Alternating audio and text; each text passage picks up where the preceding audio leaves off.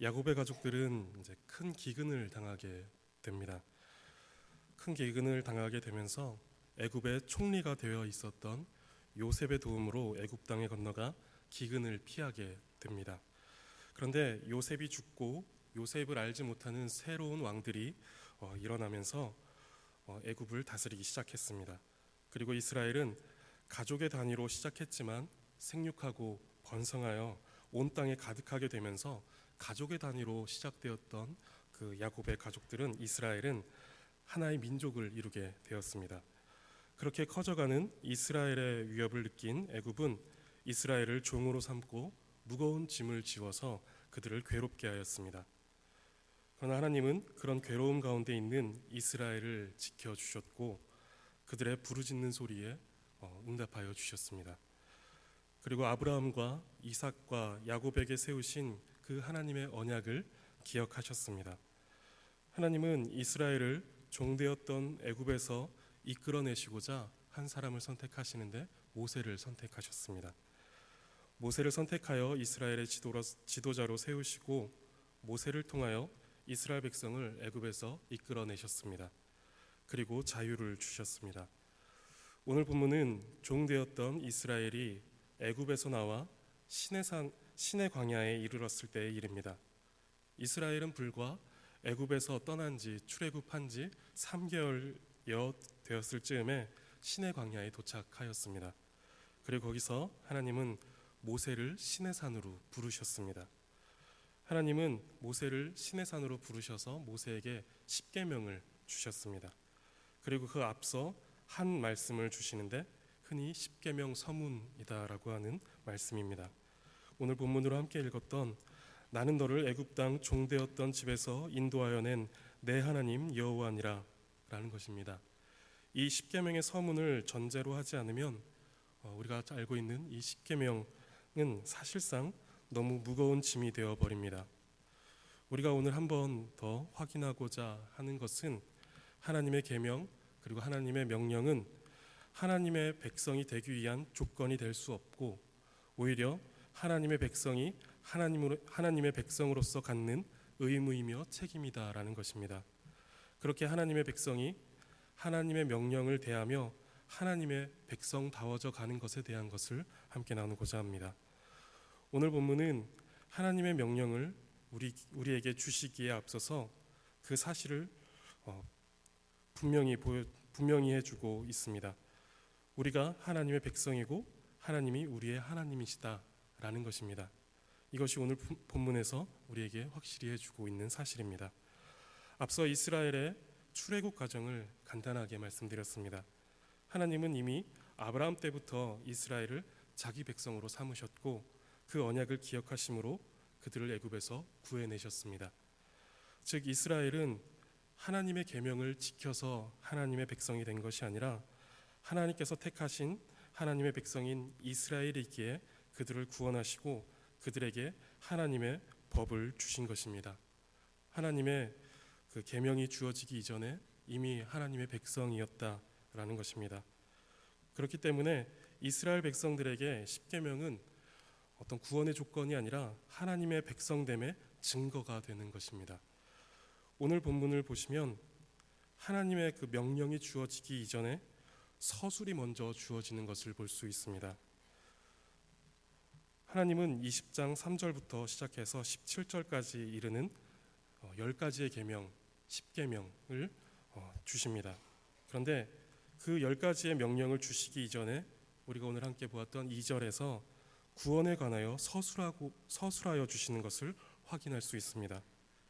이 구원에 대한 서술, 이 서술이 없이는 뒤에 오는 명령이 있을 수 없는 것입니다. 사실 이 한 문장의 서술은 간단하게 기록됩니다. 그런데 앞서 말씀드린 이 간단한 한 서술은 앞서 말씀드린 출애굽 과정이고 아브라함에게 약속하셨던 언약의 내용입니다. 즉 이스라엘을 향한 하나님의 구속의 역사가 이 한 구절에 압축되어 담겨져 있는 것입니다. 그리고 그 이스라엘을 향한 구속의 역사가 서술되어지고 이어지는 것이 명령인 것이죠. 바울의 서신을 보면은 대부분이 그러한 구조로 되어 있는 것을 확인할 수 있습니다. 서술이 먼저 앞서고 그러므로라고 말씀하면서 하나님의 백성들이 지켜야 할, 하나님의 백성들이 하나님의 백성답게 살아가야 하는 태도와 자세들을 명령과 함께 주시는 것을 볼 수가 있습니다. 이 구원의 서술이 나오지 않으면 명령은 나올 수 없는 것이기 때문에 그렇습니다. 그렇기 때문에 우리는 하나님의 명령에, 그 하나님의 법에 순종하는 자들로서 명령에 앞서는 이 서술에 대하여서, 구원의 서술에 대하여서 우리는 알아야만 하는 것입니다. 이 서술의 내용이 없다면 이 명령을 받을 수도 없지만, 우리가 하나님의 구원받은 백성이 아니다라면 하나님의 그 명령을 받을 수도 없지만, 받는다라고 하여도 절망과 괴로움만 더해질 뿐입니다. 구원의 서술이 없이 백성에 대한 의무가 있을 수 없는 것입니다. 만약에 자기 백성을 구원하시는 하나님이라는 서술이 없이 명령만 주어진다라고 하면 그 명령은 정죄와 저주를 위한 명령이 되어질 것입니다. 심판하기 위한 그런 명령이 되어지는 것이죠. 왜냐하면 아무도 그 명령을 지킬 수 없을 것이기 때문입니다. 그러나 자기 백성을 구원하시는 그 하나님께서 명령하신 것이다 라고 하면 그 명령은 정죄와 저주로서의 명령이 아니라 하나님의 백성만이 받게 되는 명령으로서 이스라엘이 하나님의 백성이다 라는 것의 증거가 되어지고, 또한 하나님의 백성 다음에 기준이며 지침이 되어질 수 있는 것입니다. 우리가 알면서도 착각하는 것 가운데 하나가 하나님의 말씀에 대한 우리의 순종이 하나님의 백성됨의 조건이 된다라고 여기는 것입니다. 우리는 그렇게 생각하지 않는 것 같으면서도 우리의 행동과 또 우리의 판단 가운데 은근하게 이러한 생각들이 자리 잡고 있습니다. 우리가 어떤 사람들의 행동을 보면서 저 사람은 믿는 사람일 것이다, 그리고 저 사람은 믿지 않는 사람일 것이다, 믿는 사람이 저렇게 행동할 수 없다라고 판단을 하기도 합니다. 이것이 맞는 것일까요? 부분적으로는 맞을 수 있을 것 같습니다. 왜냐하면 믿음은 그 사람의 성품과 행실을 통해서 표출되기 때문에 성품과 행실로 확인되는 면이 있습니다. 그런데 그 믿음이 성품과 행실로 표출되는 것은 믿음보다는 성숙과 관련이 됩니다. 믿음이 얼마나 성숙했느냐에 따라서 더 성숙한 성품과 행실을 보이게 되는 것이죠. 우리가 아이의 미숙함을 보면서 사람이 어떻게 저럴 수 있느냐라고 하면서 실망하지 않습니다. 저도 이제 저희 딸 아이를 보면서 아이가 그 사람답게 행동하지 않는 모습들, 이런 표현을 써도 될지 모르겠는데 그런 모습들 보면서 어떻게 사람이 저럴 수가 있느냐라고 제 딸 아이를 보면서 그러지 않습니다. 아이가 이제 그런 행동을 한다고 해서 그 아이가 사람이 아니다라고 할 수 없는 것이죠. 이 아이는 이제 커가면서 사람이 사람다워져가는 태도를 배워갈 것이고 성품과 행실을 배워나갈 것입니다. 그렇게 점점 더 성숙해 나갈 것입니다. 우리의 순종이 이와 같습니다. 우리가 하나님의 명령에 온전히 순종할 수 없습니다. 그렇다고 우리가 하나님의 백성이 아니다, 그런 믿음의 행실과 성품이 보이지 않기 때문에 하나님의 백성이 아니다 라고 단정하여 말할 수는 없습니다. 다만 하나님의 백성으로서 온전히 순종을 위하여 힘써야 할 필요와 책임을 가지고 있는 것입니다. 우리는 구원을 받고 하나님의 백성이 되어 살아가고 있습니다. 우리 앞에는 하나님의 명령이 놓여져 있습니다. 그리고 우리는 그 명령에 대한 순종의 요구를 받고 있습니다. 어렸을 때 보면 이제 어머니가 방을 좀 치워라, 방 청소를 너 방은 너가 청소해야지라고 이제 방 청소를 시킵니다. 그렇게 말씀하시면 이제 사실 나름대로 치운다고 치우지만 그 신기하게 저의 눈에는 보이지 않는 그런 먼지, 그리고 더러운 구석이 어머니의 눈에는 그것이 보입니다. 그런 걸 보면서 이제 어머니가 초능력자인가라는 그런 생각들을 하게 되는 것이죠. 그렇게 이제 대강 청소를 해두면 어머니가 방을 다시 깨끗하게 치우시곤 합니다. 제가 이제 치운다고 치웠지만 어머니 눈에는 이제 너무 많이 보이는 것이죠. 더러운 구석이 보이고 먼지가 보이고, 그래서 어머니가 다시 청소를 하십니다. 결국은 우리에게 청소를 시키시지만 진짜 청소, 정말 방을 깨끗하게 청소하시는 분은 어머니십니다. 어머니가 청소를 하십니다. 우리는 제대로 청소를 하지 못함에도 어머니는 계속 방 청소를 스스로 하고 정리정돈을 잘해라 라고 끊임없이 말씀하십니다. 왜 그러실까요? 그게 사람다운 거라서 그렇게 하십니다. 하나님은 우리가 스스로 완벽하게 하나님의 말씀을 지켜 행할 수 없다라는 것을 잘 알고 계십니다. 그래서 하나님은 그런 우리를 위해 사람이 되시어 이 땅에 내려오셨고, 우리가 지키지 못하는 말씀에 대한 순종을 대신 다 순종하심으로 우리의 부족함을 해결하십니다. 그렇게 궁극적으로는 예수님께서 우리를 대신하여 모든 순종을 다 하시지만 우리에게도 말씀에 순종하라고 요구하시는데, 그 이유는 하나님의 백성다움을 유지하게 하시기 위함입니다. 그리고 또한 하나님의 말씀 안에서 하나님과 더욱 깊은 사랑의 교제를 나누도록 하시기 위해서 우리에게 이러한 요구를 하시는 것입니다. 20장 3절부터 시작되는 십계명은 이미 하나님의 구원을 받은 자들에게 요구하시는 하나님의 율법이고, 하나님과의 사랑의 관계를 유지 발전시키기 위한 거룩한 요구가 되는 것입니다. 우리는 이 내용을 명령으로만 보는 것이 아니라 명령 앞에 주어진 그 구원의 서술에 근거하여 보아야 합니다.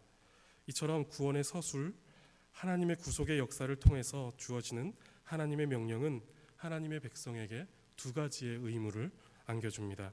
하나는 오직 하나님만 하나님 되시게 하는 그런 충성의 의무를 주고 있고, 또 하나는 하나님의 모든 계명을 지켜야 하는 순종의 의무를 우리에게 줍니다. 우리는 우리를 구속하신 하나님을 향하여 충성과 순종의 의무를 갖게 되는 것입니다. 이러한 전제와 내용을 근거로 십계명의 내용을 간단히 살펴보고자 합니다. 우리가 너무나도 잘 알고 있는 내용들이지만 이러한 전제와 내용을 근거로 우리에게 주시는 그 충성과 순종의 의무를 한 번 더 확인해 보시고 또 한 번 더 생각해 보시기를 바랍니다. 1계명은 나 외에 다른 신을 내게 두지 말라라는 것입니다. 이것은 단지 다른 종교를 믿지 말아라, 그런 내용이라기보다는 더 적극적인 내용입니다. 하나님만 사랑하라는 것입니다. 우리가 사랑해야 될 대상은 오직 하나님 한 분뿐이다 라는 것입니다. 오직 하나님 한 분만 사랑하는 것이 우리의 충성과 순종의 내용입니다. 이 계명은 우상을 만들지 말라라는 것입니다. 이것은 우리의 유일한 사랑의 대상이 되시는 하나님을 섬기는 방법입니다. 이 말씀 역시 단순히 우상을 만들지 말아라 라는 것은 아닙니다. 20장 6절을 보시면 4절과 5절에 문제를 제기한 후에 해답을 알려주시는데, 우상을 섬기지 말고 나를 사랑하고 내 계명을 지켜라 라고 말씀하십니다. 그것이 우리의 유일한 사랑이 되시는 사랑의 대상이 되시는 그 하나님을 섬기는 방법이다 라는 것입니다. 그리고 3계명은 여호와의 이름을 망령되게 부르지 말라라는 것입니다. 이것은 하나님을 섬기는 자에게 요구되는 태도입니다. 우리는 하나님의 이름으로 일컬어지는 하나님의 백성들입니다. 사람들은 우리를 통해서 하나님을 보게 됩니다. 그래서 예수님은 사람들이 너희의 착한 행실을 보고 하나님께 영광을 돌리게 하라라고 말씀하시기도 하셨습니다. 우리의 말과 행동들을 통해서 사람들이 하나님을 보게 된다라는 것입니다. 그래서 그런 표현을 쓰죠. 우리는 창문이다. 우리를 통해서 세상이 예수를 봅니다. 라고 이런 표현들을 씁니다. 세상은 우리를 통하여서, 우리의 행동과 우리의 말을 통하여서, 우리의 삶을 통하여서 하나님을 보게 됩니다.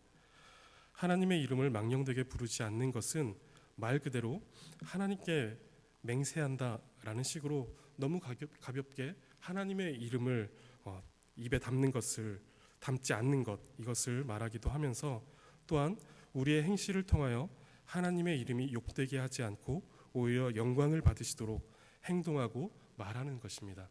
이것이 3계명에 대한 순종입니다. 4계명은 안식일을 기억하여 거룩하게 지켜라 라고 말씀하십니다. 이것은 두 가지의 근거가 있습니다. 하나님께서 우리의 창조주시다라는 것과 구원자이시다라는 것입니다. 출애굽기 20장은 우리가 안식일을 지켜야 하는데 그 이유에 대해서 하나님께서 우리의 창조주이심을 말하고 있습니다. 그리고 신명기 5장은 하나님께서 우리의 구원자이시기 때문에 우리가 안식일을 지켜야 한다라고 말씀하고 있습니다. 하나님께서 창조주이시고 구원자이심을 믿는 하나님의 백성은 마땅히 이날 주일을 기억하여 거룩하게 지켜야 하는 것입니다. 우리가 주일을 거룩하게 지키는 것은 하나님께서 우리를 창조하시고 구원하셨다라는 것에 대한 우리의 신앙의 고백이 되는 것입니다. 쉬어도 된다라는 것이죠. 주일에 쉬어도 우리를 창조하시고 구원하신 하나님께서 우리를 먹이시고 또 우리를 입히시고 가장 좋은 것으로 우리를 돌보실 것이다 라는 것을 믿는 믿음이 주일을 지킴으로써 표현되는 것입니다. 5계명부터는 이제 이웃에 대한 사랑의 명령, 이웃 사랑에 대한 명령을 우리에게 주고 계십니다. 여기서 이제 질문이 하나가 생기는 것이 있는데, 왜 구원받은 하나님의 백성의 의무에 이웃을 향한 사랑의 실천이 들어가야 할까라는 것입니다. 그냥 하나님만 잘 섬기면 되지 않을까라는 생각이 드는 것이죠. 하나님만 잘 섬기는 것, 예배하고 그리고 교회 와서 봉사하고 그리고 성경 공부하고 이러면 되지 않을까. 그런데 왜 이웃을 사랑하라는 이런 명령이 하나님의 백성에게 주어지고 있는가라는 것입니다. 왜냐하면 이웃에게, 즉 다른 사람에게서 우리는 하나님의 형상을 보게 되기 때문입니다. 그렇기 때문에 우리는 이웃을 사랑해야 하고 그 하나님의 형상이 훼손되지 않도록 도와야 하고 인도해 주어야 합니다.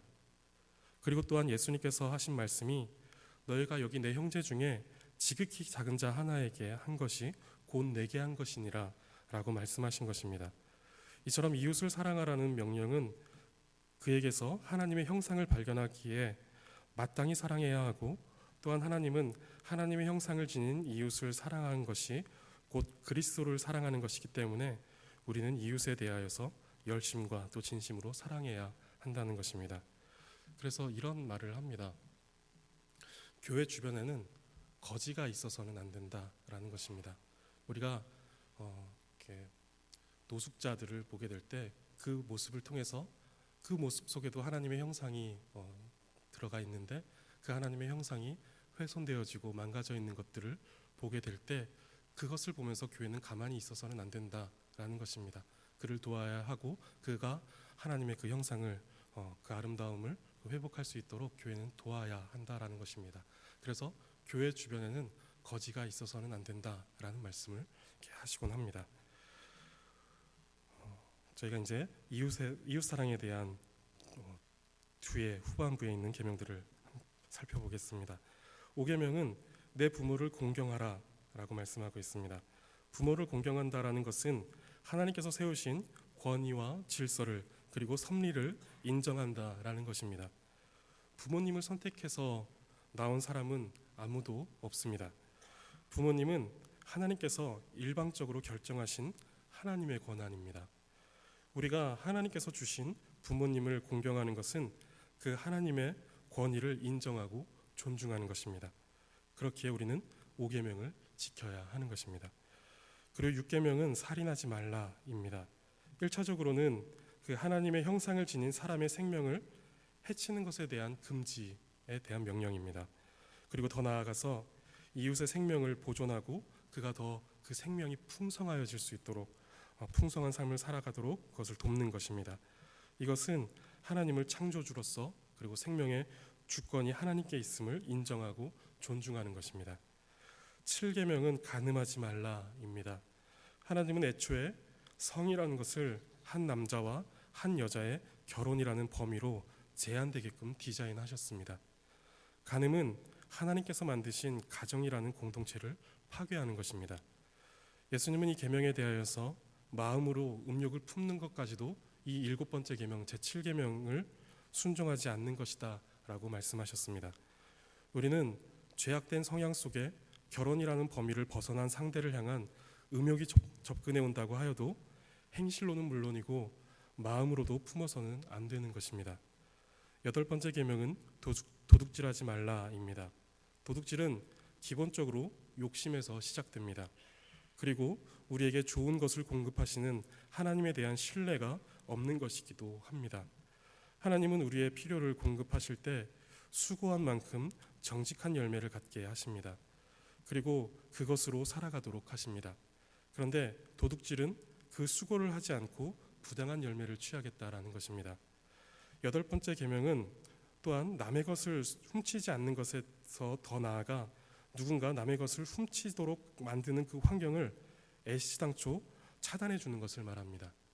그래서 이제 제가 청소년부에서 이 여덟 번째 계명을 함께 나눌 때 아이들에게 이제 커닝도 도둑질하는 거다, 남의 지식을 훔치는 거다. 그런데 이 환경, 친구들이 커닝하지 않는 환경을 만들어 주는 것도 이 여덟 번째 계명에 순종하는 것이다라고 이야기를 해줍니다.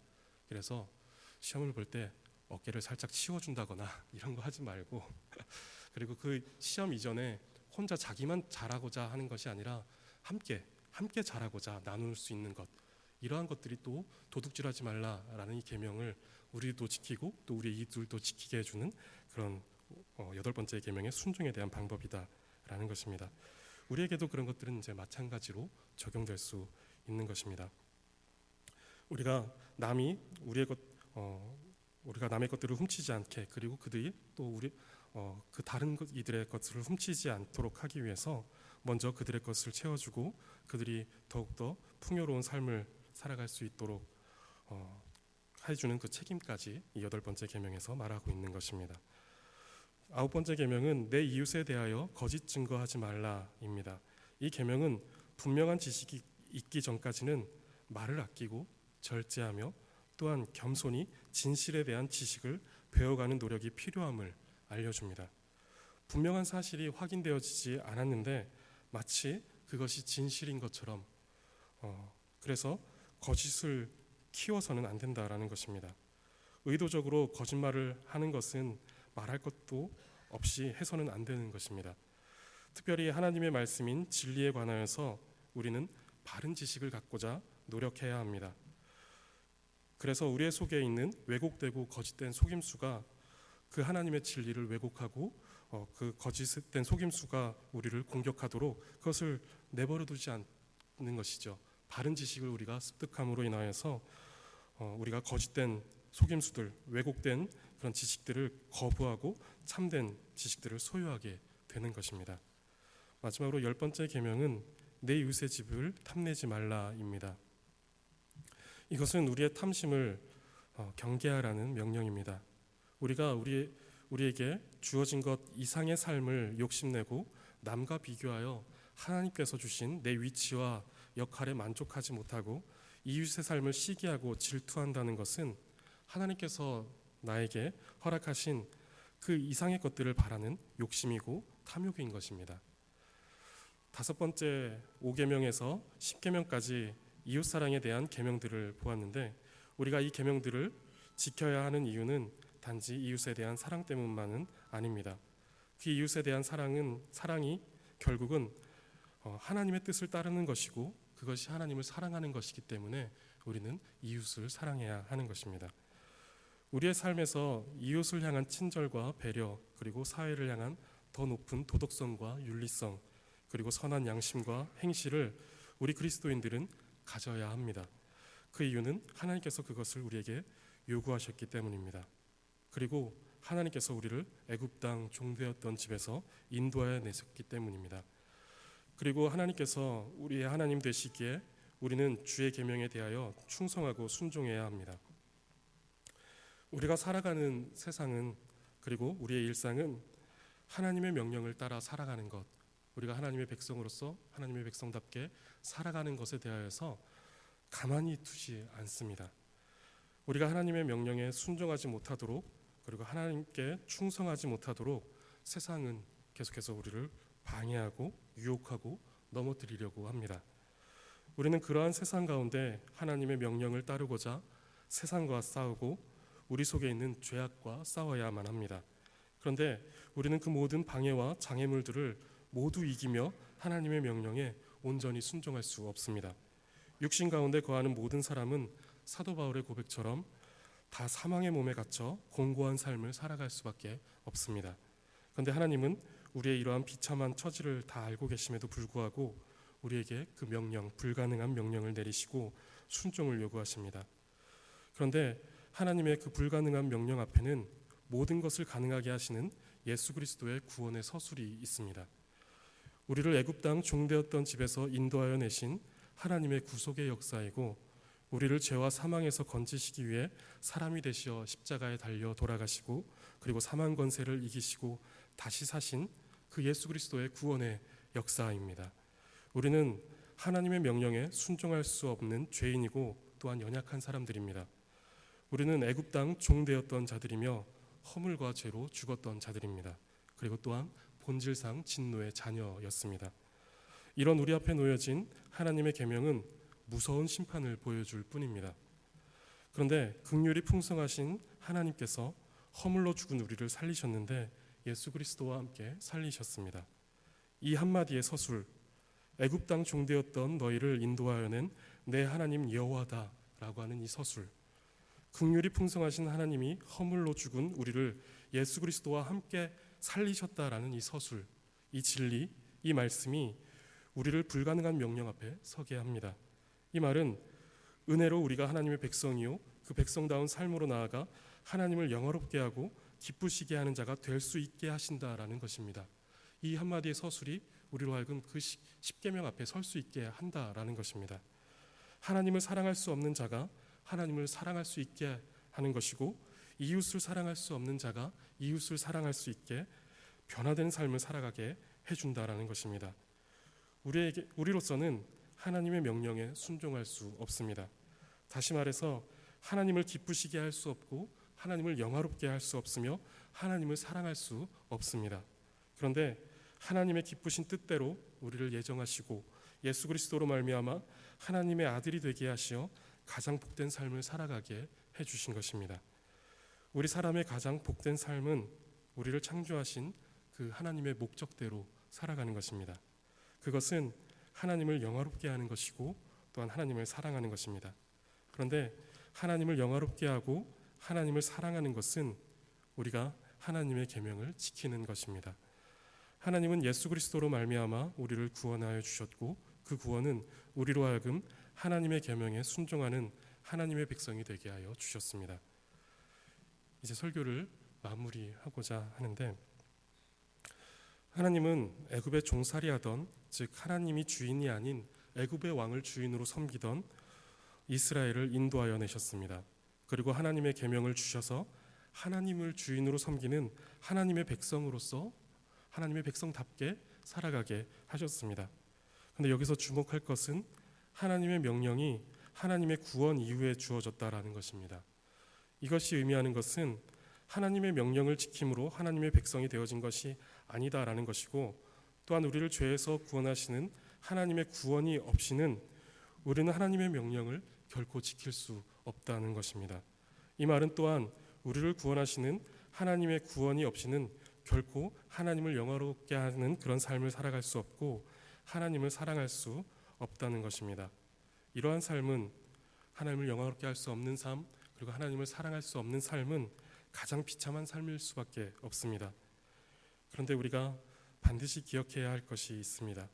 주께서 우리를 허물과 죄에서 건지셨다라는 구원의 사실이 그 앞에 있다는 것입니다. 우리는 이 사실로 인하여서 하나님의 계명을 지키며 살아가는 가장 복된 삶을 살아갈 수가 있습니다. 우리는 세상 가운데서 하나님의 명령을 지키기 위한 치열한 싸움을 싸워나가지만 우리는 그것들을 다 지켜 행할 수 없다는 것을 알고 있습니다. 그러나 하나님께서 그 명령 앞에 이 서술을 주십니다. 그래서 우리가 그것을 지킴으로 인하여서 구원을 받는 것은 아니지만 그 하나님의 구원의 서술로 말미암아서 이 하나님의 명령이 우리를 하나님의 백성답게 해 나간다라는, 그리고 하나님의 백성됨의 증거가 되어진다라는 것을 말씀해주고 있는 것입니다. 주께서 우리를 구원하시어 하나님의 백성으로 삼으시고 하나님의 계명을 지키며 살아가는 가장 복된 삶을 주심에 감사하며 살아가시기를 바라고, 한 주간의 삶에서도 하나님의 계명을 지키시며 하나님의 백성답게 살아가시는 그런 복된 한 주간 되시기를 간절히 바라겠습니다. 기도하겠습니다. 하나님 감사합니다. 하나님의 말씀에 순종할 수 없는 죄 많고 허물 많은 우리를 구원하시어 하나님의 말씀에 순종하여 살아가는 하나님의 백성 삼아 주시니 감사합니다. 우리로 하여금 하나님을 사랑하고 이웃을 사랑하라는 하나님의 계명을 힘써 지킴으로 하나님을 영화롭게 하는 삶을 살아가도록 인도하여 주시옵소서. 이번 한 주간도 구원받은 하나님의 백성답게 살아가도록 인도하여 주시옵소서. 감사드리며 예수 그리스도의 이름으로 기도드립니다. 아멘.